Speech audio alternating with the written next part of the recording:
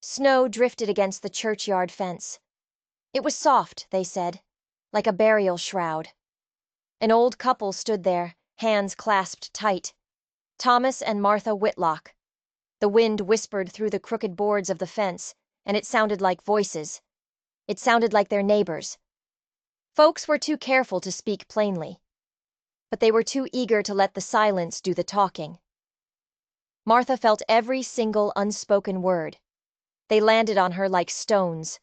Her hair, once as black as a raven's wing, was now the color of the snow itself. It curled in white strands beneath her bonnet. Beside her, Thomas was hunched against the cold. His face was a map of weary lines, and the grip he had on her hand. It trembled. It wasn't just the cold. It was something heavier. Something that had been hollowing them out from the inside ever since the fever came. Ever since it took their children. 3 small graves lay side by side on the frozen hill. Just little wooden markers, leaning over like they were tired. Thomas had carved the names with his own shaking hand. Ruth, Jonah, Samuel. The youngest, Samuel, hadn't even seen his 6th spring. The oldest, Ruth, was barely 15. The sickness had come like a cruel tide. It washed through their home, and when it receded, it took everything. All that was left was the 2 of them. Broken. Behind them, the church bell started to toll. It wasn't a sound of mourning. It was a warning. Sheriff Amos Rohr stepped forward. He was a broad man, wrapped in a dark wool coat. His badge glinted, dim in the gray afternoon light. His voice was low, but it cut through the wind easy enough. "Thomas, Martha, you gotta understand," he started. "Folk are uneasy. They say your house, it carries a curse. The town can't abide it no longer." Thomas lifted his head. Slowly. His eyes were red-rimmed, but they were steady. "You mean you can't abide it?" And that's when a voice cut through the crowd, sharp as a hawk's cry. "It ain't natural." It was Beatrice Harland. "Losing all your children in one sweep. It's judgment, plain as day. God's made his decision, Sheriff. Now we have to make ours." Martha flinched. Beatrice. The same woman who used to bring her jars of plum preserves. The same woman she'd laughed with on market mornings. Now, Beatrice wouldn't even meet her eyes. The rest of the town stood there in silence, bundled in their coats, their breath making clouds in the cold air. They just watched. They watched the Whitlocks like they were a disease. The Reverend, Josiah Pike, laid a gentle hand on Martha's shoulder, but his words were empty. "I'll pray for you," he said. And that was all he offered. Martha could smell the faint trace of tobacco on his coat. She knew right then that prayer was the only coin he was willing to give. It was the cheapest coin he had. The sheriff cleared his throat, looking uncomfortable. "By the council's word," he said, his voice flat, "you're to leave town before sundown. Take what you can carry. We won't stop you on the road." The old man's back seemed to bend even further under the weight of those words. Thomas just nodded once. It was a motion so small, you could have mistaken it for him just dipping his head against the wind. He didn't argue. He didn't plead. He just turned. And Martha followed. Her fingers tightened around his. She felt like if she let go, even for a second, he might just slip away into the gray air and vanish forever. The road stretched out ahead of them, white and merciless. And as they walked away from the only home they'd ever known, the snow began to fall harder, swallowing their footsteps almost as quickly as they made them. They didn't look back. They couldn't, because what they were walking away from was no longer their home. It was just a house full of ghosts. Their cabin at the edge of town was already cold. Snow was seeping through the cracks in the roof. The hearth, where a fire had always burned, was dark and empty. Inside, everything was just as their children had left it. It was like the house itself was waiting for laughter to return. A small, carved wooden horse sat by the hearth. A faded pink ribbon was draped across the back of a chair. Martha's hands trembled as she began to fold each little thing. She tucked them into a worn satchel. She knew she couldn't carry the weight of all these memories into the wilderness. But leaving them behind, it felt like burying her children all over again. Thomas gathered food: hard bread, a strip of salted pork, 2 apples, wrinkled with age. His movements were mechanical, deliberate. He was moving like a man who believed if he just kept to a routine, he could stave off the despair that was threatening to swallow him whole. Martha watched him wrap the bread in a cloth. She thought of the man he used to be, strong, full of life. He used to drive cattle across the plains, and his voice would carry songs over the campfires at night. Now, silence had replaced the song. His shoulders sagged. Every motion he made was shadowed by grief. He wasn't the same man. The fever hadn't just taken his children, it had taken a part of him too. When sundown came, they stepped outside. Their few belongings were bundled in shawls and tied with rope. Across the town, they could see faces in the windows, pale faces, framed by the frost on the glass. They were watching. No one came to bid them farewell. Mothers pulled their children close, hiding them in their skirts, their eyes wide and fearful. As the Whitlocks walked past the general store, Beatrice Harlan stood in the doorway. Her arms were folded across her chest, her lips pressed into a thin, hard line. She didn't say a word. Words weren't needed anymore. The judgment was in every gaze, in every closed door, in the silence that hung over the town like a shroud. The road ahead was a blank page. The snow swallowed the sound of their boots. The horizon held no promise of shelter. There was only the vague, dark outline of mountains rising against the fading light. Martha leaned into Thomas. Each breath she took was sharp and painful in her chest. Her bones ached with a cold that had nothing to do with the weather, but still, she pressed forward. She remembered the words her own mother had told her long ago. "When the world shuts its doors, Martha, you carry your own fire." But the fire inside her felt so small now. It was dwindling. It was just a tiny, flickering ember, and the wind was howling, threatening to snuff it out for good. Night came on heavy and bitter. They managed to build a feeble fire by the side of the road. The flames sputtered and fought against the wind. Thomas handed Martha the last apple. His own stomach was groaning with emptiness, but he gave it to her. She looked at it in her hand. Then she broke it in half and pressed one of the pieces back into his palm. Their eyes met over the small, dancing flames. They were wordless, weary, but they were bound by something that even this town, even this grief, could not break. Love doesn't shout in times like these. It whispers, it clings, it endures. The days started to blur together. They fell into a rhythm of cold and silence. Snow crusted on their boots. Their breath hung in the air like smoke. Thomas's cough got deeper. It was a rattling sound that seemed to shake his whole frame. Martha tore strips from her own shawl to wrap around his hands, even though her own fingers were numb and stiff. At night, she would whisper the children's names into the darkness: Ruth, Jonah, Samuel. It was as if speaking them aloud might keep their memory alive in this vast, indifferent wilderness, like she could anchor their souls to the world with just her voice. One morning, just as the dawn light was bleeding pale across the horizon, Thomas stumbled. His knees just buckled. He collapsed into a drift of snow. Martha cried out. She dropped their bundle and knelt beside him, her hands trembling as she brushed the ice from his beard. "Thomas," she pleaded. "Thomas, stay with me." His lips moved, but his breath was shallow.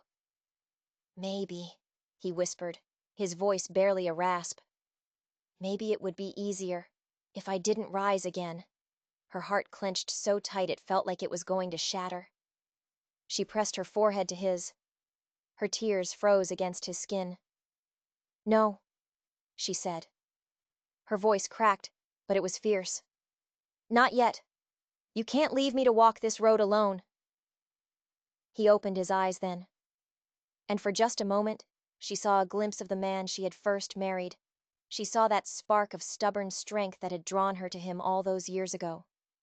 Slowly, with her arm under his, he rose. He got back on his feet. And together, they pressed on. Each step was a prayer. Each step was an act of defiance against surrender. By the third night, the wind howled like a pack of wolves through the trees. Their firewood was gone. There was nothing left but a few dying embers. Martha huddled close to Thomas, listening to his shallow, ragged breaths. She thought, maybe this was it. Maybe this was how their story would end. Not with a bang, not with anger or violence, but with a quiet erasure. The snow would just cover them up like a final white blanket. She closed her eyes. She was half ready for that silence. And that's when a sound split the night. It was the crunch of boots on the frozen earth. Deliberate, heavy. Someone was coming. Martha's eyes flew open. She turned her head, and she saw a figure looming at the edge of the firelight. He was taller than any man she had ever seen. He was wrapped in thick furs. His beard was wild, and his shoulders were as broad as an oak trunk. Snow clung to him, as if he had just stepped out of the mountain itself. Thomas stirred beside her. He instinctively reached for the small hatchet tied to their bundle. But the man just lifted a hand, his palm open. It was a gesture of calm. His eyes caught the glow of the dying fire. They were dark, steady, unreadable. He just stood there and studied them in silence. Martha felt the weight of his gaze like a physical thing. It was judgment, she thought, but it wasn't the cruel, petty judgment of the town. This was different. This was something older. Raver. It was as if he was measuring them, trying to decide if they belonged in his world of frost and stone. For a long moment, nobody spoke. There was only the sound of the wind moaning through the branches, carrying the snow across their faces. Then the stranger's voice came. It was low and rough as gravel, but there was a current of warmth beneath it. "You don't belong in the cold," he said. The words just hung there in the air, heavy, undeniable. He took one step closer, his big boots sinking into the snow. "Come with me," he said. Martha's breath caught in her throat. Her hand tightened on Thomas's arm. The fire sputtered, as though it too was waiting for their answer. The man's figure blurred at the edges. He was half shadow, half savior. And in that moment, Martha felt something stir inside her. Something she had thought was long dead and buried. It was the faintest ember of hope. The fire in the mountain man's eyes didn't waver. Thomas and Martha just looked up at him from where they sat huddled in the snow. For a long breath, it felt like time itself had stopped. The snowflakes hung in midair. The wind held its tongue. Then Thomas, weary and shivering, lowered the small hatchet he was holding. His voice cracked like a brittle piece of wood. "We've nowhere else to go." The stranger just gave a single slow nod. It was as if that was the only answer he ever expected to hear. He turned his broad back to the storm and started walking. There was no question of whether the old couple would follow. Their feet just moved. It was like they were being pulled by some current that was deeper than choice. They followed him through the trees, through snowdrifts that swallowed their legs up to their knees. They trailed behind him until the forest opened up into a hollow. And there, smoke was curling faintly from a crooked chimney. A cabin stood hunched against the mountainside. The timbers were dark, stained by years of snow and rain. But there was a sturdiness to it. It looked as though it had grown right out of the rock itself. He pushed the door open without a word, letting a wave of warmth spill out into the night. He just gestured for them to go inside. The scent of pine smoke and venison broth wrapped around Martha like a warm quilt. She nearly wept at the sudden, shocking rush of heat. It was like feeling something she had forgotten existed, Inside, the man lit another lamp. Its glow was soft on the rough-hewn walls. Furs were laid out on the floor. A set of massive antlers hung above the hearth. It was clear no woman had ever touched this place. There was only the stark, raw simplicity of survival. He set their bundle aside. He ladled hot broth into 2 wooden bowls and placed them before the couple without any ceremony. Martha's hands shook so badly she could barely hold the spoon. The broth burned her tongue, but she savored it. Each swallow was a reminder that life was still refusing to release its hold on her. Thomas ate more slowly. He kept his eyes on their host. Finally, the old man cleared his throat. "You've saved us, stranger," he said, his voice raspy. "Tell us your name." The giant lowered himself onto a stool. His face was half hidden in the shadows cast by the fire. "Jedediah Boone," he said. His voice sounded like rock slides and riverbeds. He said nothing more. In the days that followed, silence became their language. Jedediah would rise before dawn to split wood. The muscles in his arms worked beneath his furs, and each strike of the axe rang through the cold, still air like a judgment bell. Thomas, though he was frail, started following him out. He was eager to prove that he wasn't useless yet. He fumbled with the axe, his breath fogging heavy in the morning air. But Jedediah didn't say a word of criticism. Instead, he just came and stood behind Thomas. He placed his own massive calloused hands over Thomas's, guiding the motion of the axe. Together they brought the blade down, and it split the log clean in 2. Thomas felt something stir in his chest. It wasn't pride, not exactly. It was a flicker of dignity. A feeling he thought he'd lost for good. Inside the cabin, Martha found a needle and thread and started mending the torn seams in Jedediah's coat. She stitched with thread as fine as she could manage, even though her fingers were stiff with age and cold. When he returned at dusk, she held the coat out to him without a word. He took it with a brief nod, and she thought she saw his eyes soften, just for a moment. Later that night, as she was drifting to sleep by the fire, he came and placed an extra blanket across her shoulders. These weren't grand gestures. They were small, steady acts of grace, and they were weaving a quiet bond between the 3 of them. But there were shadows in this place too. Sometimes, in the middle of the night, Martha would wake up and hear Jedediah pacing outside. She'd hear the crunch, crunch, crunch of his boots, restless in the snow. Once, she peered through a crack in the wall and saw him. He was just standing there, staring out into the dark forest, his rifle in his hand.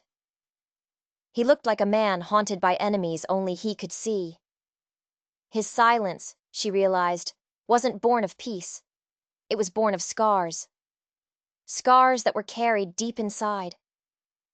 She wondered what sorrow had driven him so high up into these mountains.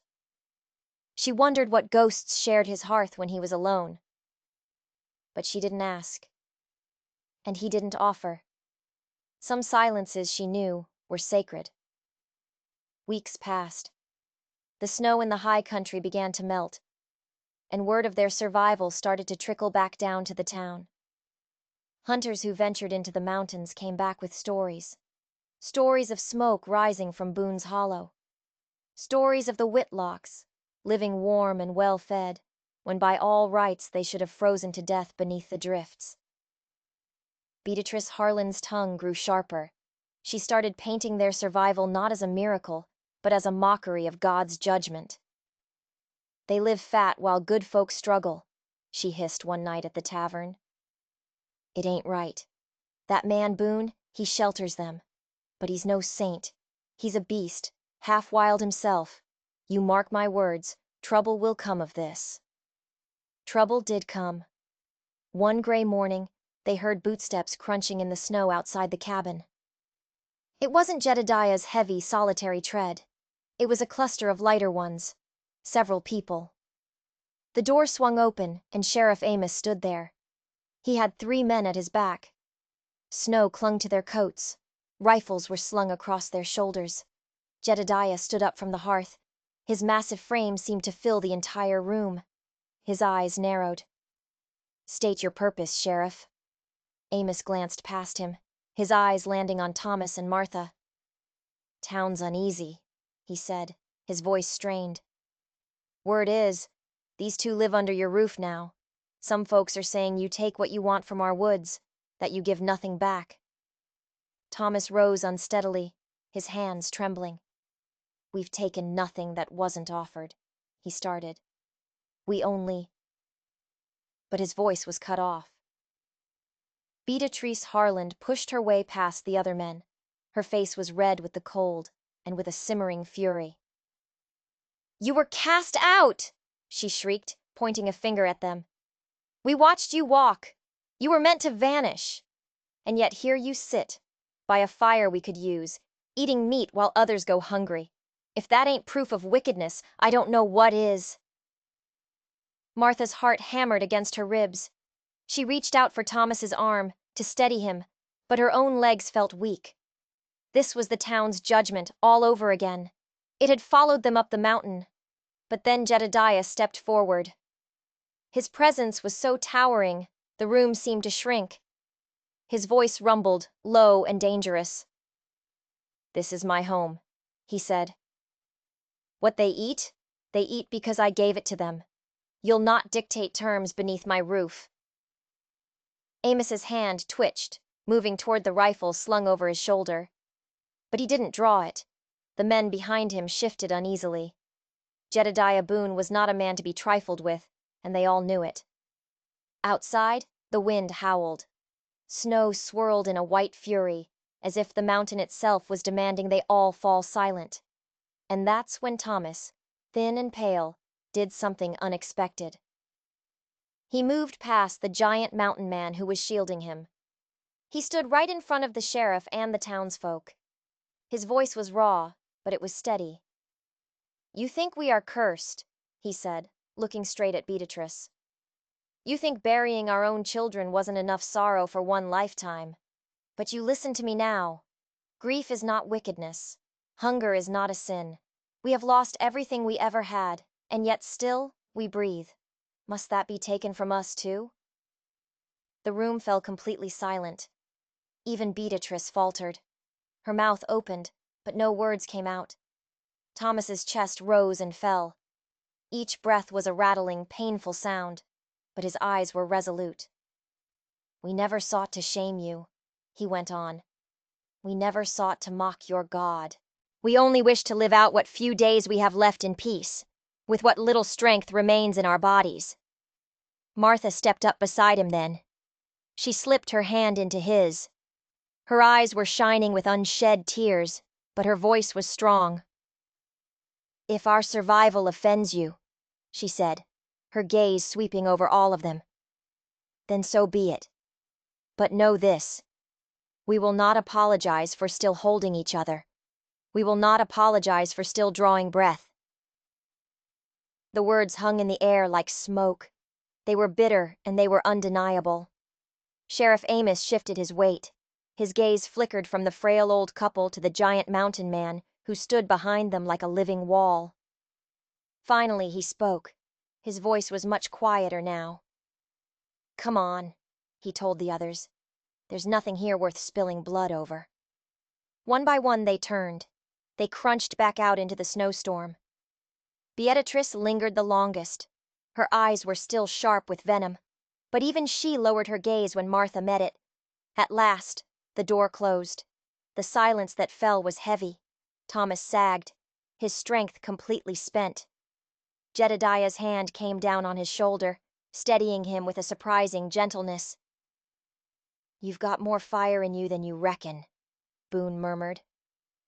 That night, the little cabin glowed warmer than it ever had before, even as the storm raged wildly outside.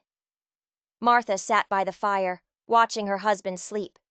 His hand was still clutching hers, even in his dreams.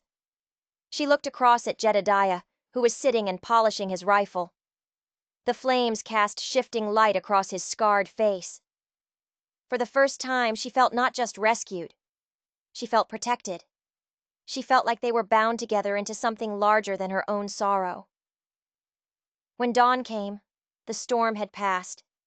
It had laid the world in a blanket of white silence. The snowdrifts gleamed like unbroken fields of silver. The old couple stepped outside with Jedediah. Their breath rose in soft clouds in the cold, clean air. For a moment, all was still. The mountains were vast and silent around them.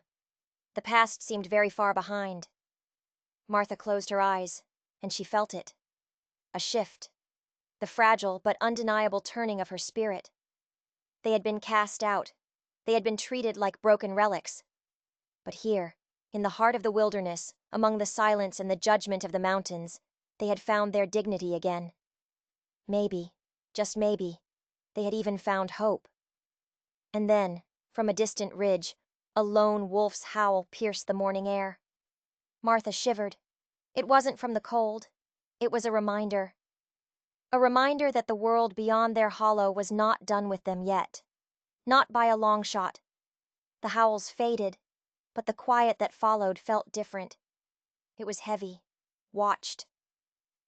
Jedediah's head tilted, listening to something they couldn't hear. He scanned the ridgeline, his eyes missing nothing. He didn't relax until the sun was fully clear of the peaks. But Martha saw it. A tension in his shoulders that hadn't been there before. Life settled back into its quiet rhythm, but the peace was gone. The confrontation had stirred something up, like kicking a hornet's nest. Now, when Jedediah went out to hunt or check his traps, he carried his rifle with a different kind of readiness. He was no longer just a hermit in the woods. He was a sentry on a wall. One afternoon, while Jedediah was out, Martha was tidying their small corner of the cabin. She was folding a spare bearskin when her fingers brushed against something hard tucked into its folds. Curious, she pulled it out. It was a small, crudely carved wooden bird. It was worn smooth, as if it had been held by a small hand for many, many hours. Her breath caught in her chest. It was identical to a little bird her son Samuel had carved. He had carried it everywhere. It had been in his pocket the day he died. They had buried it with him. Her mind reeled. How could this be here? It was impossible. A coincidence? It couldn't be. The carving was too specific. A little notch on the wing where Samuel's knife had slipped. That same notch was on the bird in her hand. A cold dread, colder than any winter snow, began to creep up her spine. Jedediah had found them in the wilderness. He had been kind. He had saved their lives. But what if it wasn't a chance encounter? What if he had been looking for them? When Jedediah returned at dusk, the scent of fresh snow and pine clinging to him, she was waiting.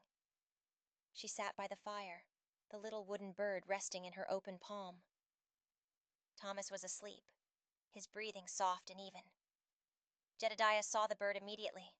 His face, usually a mask of stoic calm, tightened. He slowly unslung his rifle and leaned it against the wall before speaking. "Where did you find that?" His voice was low, strained. "You tell me," Martha replied, her own voice trembling slightly. "It belonged to my son, my Samuel." Jedediah sank onto the stool across from her, the firelight carving deep shadows into his face. He stared into the flames for a long time before he spoke. "It belonged to my son, too," he said, his voice thick with a grief that mirrored her own. "His name was Daniel." Martha stared at him, confused. "I don't understand." "The fever," Jedediah said, finally looking at her. His eyes were filled with an ancient pain. "It took my wife and my boy, 5 years ago, in a town downriver called Black Creek."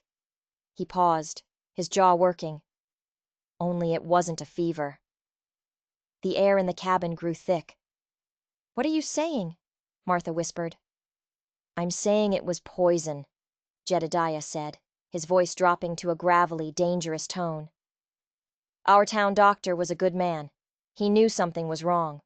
The sickness, it wasn't natural. It moved too fast. It chose its victims. He found traces of nightshade, concentrated, in the water from the town well." He leaned forward, his massive frame radiating a cold fury. Before he could tell anyone, the doctor's house burned to the ground. He was inside. The fire was ruled an accident. After that, everyone was too scared to ask any more questions. They just called it a curse. God's will. It was easier. Martha felt the room tilt. A curse. The same words they had used in her town. The same fear. But the bird? She asked, her voice a fragile thread. My boy, Daniel, he traded it, Jedediah explained. With a traveling family passing through Black Creek just before the sickness hit. A boy named Samuel. He was your son, wasn't he? Martha could only nod, tears blurring her vision. After I buried my family, Jedediah continued, his voice raw, I left. I had nothing left there. But I had one clue. A name. A man I suspected. A disgraced apothecary who had passed through town, selling remedies and tonics. He had tried to buy my land, right before the sickness. My land had the only clean spring for miles. I said no. A week later, my family was gone. He looked up, and his eyes were like burning coals. I tracked him for 5 years. He was clever, changed his name. He found a new life, a new calling. I followed him here, to your town. I've been watching him, waiting for him to make a mistake. Martha's heart was pounding. She could barely form the question. Who? Jedediah Boone looked her straight in the eye, and the name he spoke was not Beatrice Harland. It was not Sheriff Amos. Reverend Josiah Pike. The name dropped into the silence of the cabin like a stone into a deep, dark well. Reverend Pike, the man who had offered them empty prayers, the man who had stood by and watched as they were cast out. Martha's mind raced, trying to make sense of it. An apothecary? A poisoner? It seemed impossible.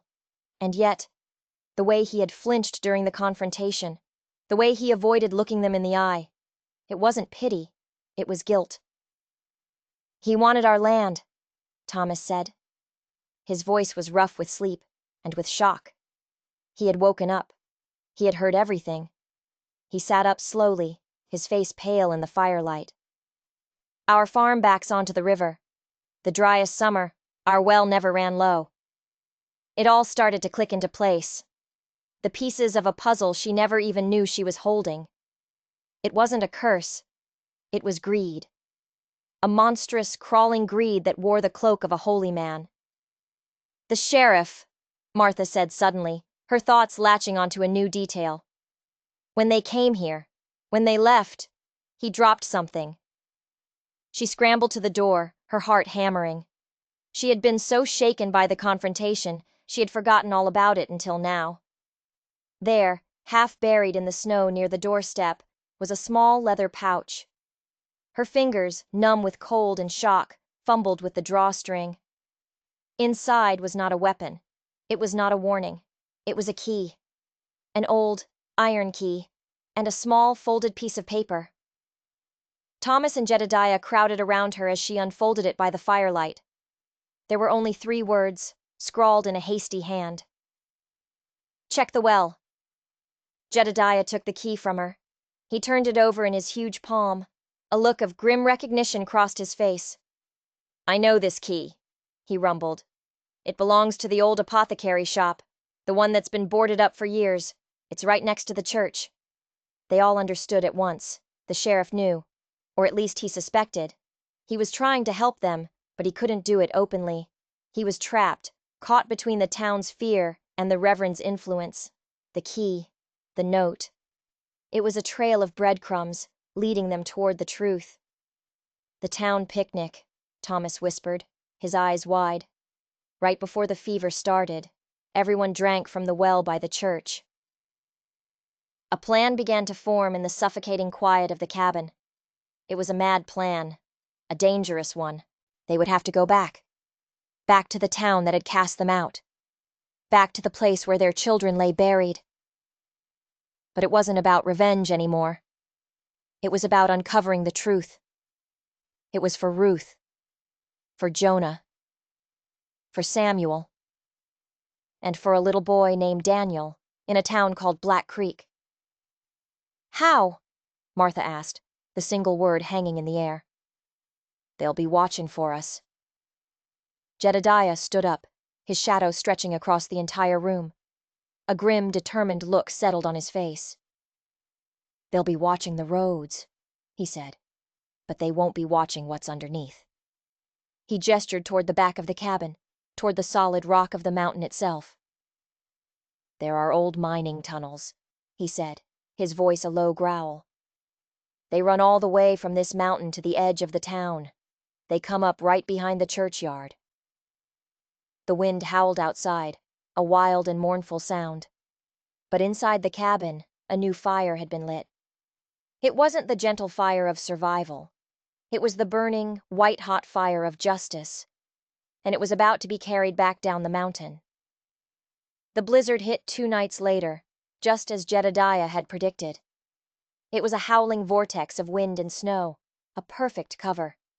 They moved like ghosts, leaving the warm sanctuary of the cabin and descending back into the world that had rejected them. Jedediah led the way, a lantern held low, its light swallowed by the swirling whiteness. The entrance to the mining tunnel was hidden behind a curtain of frozen ivy. The air that rushed out to meet them was stale and cold, smelling of damp earth and forgotten time. They moved in single file through the oppressive darkness, the only sounds their own ragged breaths and the drip, drip, drip of water somewhere deep in the earth. It felt like they were walking through a grave. After what felt like an eternity, Jedediah stopped. "We're here," he whispered. He pushed aside a rotten collection of timbers, and the smell of pine and cold night air washed over them. They emerged from the darkness into a world of white. They were in the churchyard. The familiar shapes of the tombstones were softened by fresh snow, and there, on the small hill, were the 3 leaning wooden markers, their children's graves. For a moment, Martha thought her heart would break all over again. But there was no time for grief. The town was silent, buried under the storm. Every window was dark. It was as if the world was holding its breath. The church loomed over them, a black silhouette against the gray, churning sky. But it wasn't completely dark. A single light glowed in the church vestry window. A flickering, unsteady candle flame. Someone was still awake. "Pike!" Jedediah growled, his hand tightening on the rifle he carried. "We stick to the plan," Martha whispered, her voice firm. "The well first. We need the proof." While Jedediah melted into the shadows near the church, becoming one with the stormy darkness, Thomas and Martha made their way to the town well. It stood in the center of the square, a dark stone circle in a sea of white. The top was covered in a thick layer of ice and snow. Thomas worked at it with the small hatchet, his movements clumsy in the cold. Martha knelt, running her gloved hands along the cold, rough stones of the well's base. The sheriff's note had said to check the well, not look in it. Her fingers found it. A loose stone, just as she'd hoped. She worked it free, her heart pounding a frantic rhythm against her ribs. Behind the stone was a small, dark cavity, and tucked inside was a small, sealed glass vial. It was nearly empty, but a dark, oily residue remained at the bottom. This was it. This was the proof. She held it up, her hand shaking. "Thomas," she breathed. And that's when a voice cut through the howl of the wind, a voice that was sharp and shockingly close. "Looking for this?" They spun around. Beatrice Harland was standing not 10 feet away, a dark figure against the snow. She was holding a long rifle, but she wasn't pointing it at them. She was pointing it at the church. Martha's blood ran cold. This was it. They were caught. Beatrice would raise the alarm, and the whole town would be on them. It was over. But Beatrice didn't shout. Her face, illuminated by the faint light from the church, was a mask of terror and desperation. "He saw you," she hissed, her voice trembling. "From the window. He knows." Thomas and Martha just stared at her, confused. "Beatrice, what are you doing?" Thomas asked. "What I should have done a long time ago," she whispered, her knuckles white on the stock of the rifle. He's been blackmailing me. For years. Over something I did when I was a girl. A mistake. He's held it over my head, made me his eyes and ears in this town. Made me say things, do things." Her confession tumbled out in a frantic, desperate rush. She had been the Reverend's pawn. Her sharp tongue, her righteous fury. It had all been an act, orchestrated by Pike to direct the town's fear and suspicion.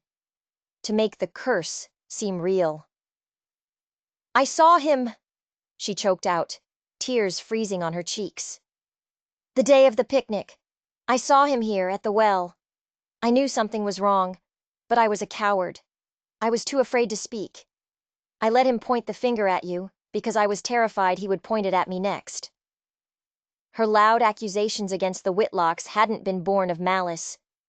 They had been born of fear, an act of self-preservation, twisted and ugly.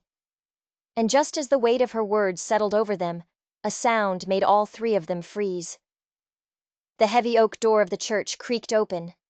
Reverend Josiah Pike stepped out. He was holding a lantern, and its golden light cast long, dancing shadows across the snow. His face was no longer the gentle, pious mask of a holy man. It was cold, hard, and his eyes, fixed on the three of them, held no trace of godliness. They held only a chilling, absolute certainty. He had seen them. He was cornered. And a cornered snake is the most dangerous kind. "An impromptu meeting of the flock?" Reverend Pike said, his voice smooth as oil, but with a sharp, metallic edge beneath it. The lantern light glinted off something in his other hand. It wasn't a Bible. He took a step forward, his boot crunching in the snow. "I must say, I'm disappointed, Beatrice, after all our years of mutual understanding." "It's over, Josiah," Beatrice said, her rifle still aimed at his chest, though it wavered in her trembling hands. Pike just smiled. It was a thin, cruel smile that didn't reach his eyes. "My dear woman, it is never over." He looked past her, at Thomas and Martha. He saw the vial in Martha's hand. His smile widened. "You were always a stubborn pair," he said, almost conversationally. "That land of yours, that stubborn refusal to see reason. The spring on that property is worth more than this entire pitiful town. I made you a fair offer." "So you murdered our children," Thomas said, his voice a low, guttural growl. The grief in him was transmuting, hardening into something else, something dangerous. "Collateral damage," Pike said with a dismissive wave of his hand. "An unfortunate, but necessary step. Creating a bit of panic. A curse. It's amazing how cheaply people will sell their land when they're afraid. Your children, the others. They were simply a means to an end. It was never about God's judgment. It was always about commerce." There was no remorse in his voice. Only the cold, flat logic of a predator. He had poisoned them. He had poisoned their children. And he was standing there, confessing it as if he were discussing the price of grain. He took another step. "Now, give me the vial, Martha. Let us put this unpleasantness behind us." "You'll burn for this," Martha whispered, her voice filled with a venom that surprised even herself. Pike laughed, a short, ugly sound. "Perhaps, but not tonight." With a speed that belied his clerical robes, he raised the object in his other hand. It was a small, silver-plated Derringer pistol. He didn't aim at Beatrice. He aimed at Thomas, and that's when a shot rang out through the blizzard. It was deafening in the silent town square, but the shot hadn't come from Pike's Derringer, and it hadn't come from Beatrice's rifle. Reverend Pike cried out, a sharp gasp of pain and surprise. The Derringer flew from his hand, skittering across the snow. He clutched his shoulder, a dark stain already spreading across the white fabric of his shirt. Sheriff Amos Rohr stepped out from behind a large granite tombstone, his own pistol still raised, a wisp of smoke curling from the barrel. His face was grim, his eyes hard as flint. "I reckon your sermon's over, Reverend," the sheriff said, his voice flat and cold. He had followed them. He had suspected it would all come to a head tonight. And when the moment came, he had finally chosen a side. Not the side of fear or influence or the town council. He had chosen the side of justice. Pike stared at him, his face a mask of disbelief and fury. You swore to uphold the law in this town, Amos." "I did," the sheriff replied, taking a step forward. "And the first law is protecting the innocent. A lesson you seem to have forgotten." For a second, it seemed over. Pike was wounded, disarmed. But the poison in him ran deeper than just nightshade. With a guttural roar of fury, he made one last, desperate lunge. He didn't lunge for the sheriff. He didn't lunge for his dropped pistol. He lunged for Martha. It happened in a heartbeat, but in that heartbeat, someone else moved faster. Thomas. Frail, broken Thomas Whitlock. The man who looked as though a strong gust of wind could knock him over. The fire that Jedediah had seen in him, the fire he thought was long extinguished, erupted. He moved with a speed and strength that no one thought he still possessed. He threw himself in front of his wife, intercepting the Reverend's charge. It wasn't a fight. It was an impact. The two men went down in a heap in the snow. Before Pike could recover, a huge shadow fell over him. A massive boot planted itself firmly in the center of his chest, pinning him to the ground.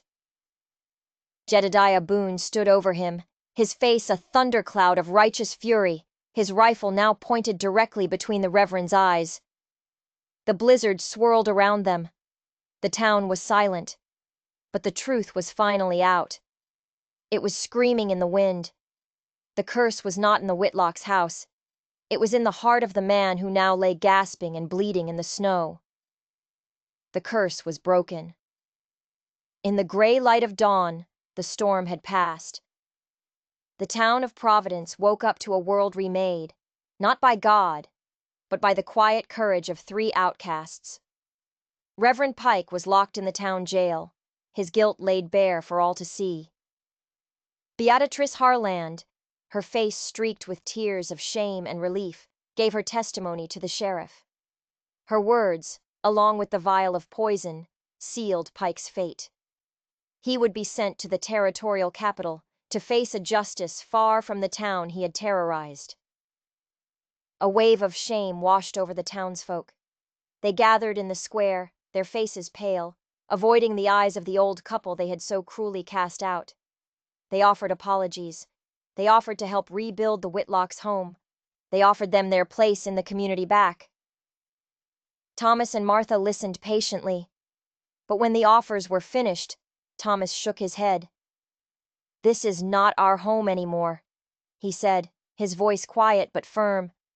"Our home is gone. You saw to that." They took nothing from the town except the few belongings they had left behind in their cabin. They walked away, for the second and final time. But this time, they were not walking into a merciless wilderness. This time, they were not alone. Jedediah Boone walked with them. They walked back up the mountain, their three sets of footprints a clear and steady track in the fresh snow. Spring came to the high country. The snow melted, feeding rushing streams that gurgled and sang. Wildflowers bloomed in patches of green on the mountainside. Outside Jedediah's cabin, a small garden was taking shape. Thomas's cough was gone. The color had returned to his cheeks. He moved with a purpose Martha hadn't seen in years, tilling the dark, rich earth. Jedediah worked alongside him, the two men communicating in the comfortable silence they had built between them. Martha sat on the porch step, stitching a new patch onto Jedediah's coat. The sun was warm on her face. From the ridge, she heard the howl of a wolf. But this time she didn't shiver. It was no longer a threat. It was just a song. the song of her new home. They had been cast out, left for dead. They had lost everything they held dear. But in the heart of that crushing loss, they had found something unexpected. They had found a truth that set them free. And they had forged a new family, not of blood, but of survival, resilience, and a quiet, unshakable grace. Their fire had not gone out. It had been carried up a mountain, where it now burned brighter than ever before. The world had shut its doors on them, and so they had built a new world for themselves. If you were moved by their story of survival and the pursuit of justice, don't forget to hit that subscribe button and ring the bell. You won't want to miss the next story we have for you.